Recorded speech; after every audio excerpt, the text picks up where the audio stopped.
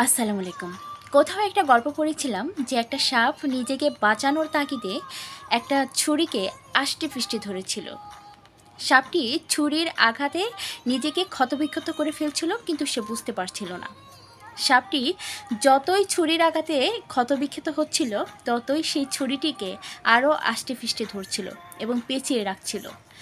পরবর্তীতে সেই ছুরির আঘাতেই সেই সাপটি মারা গেল।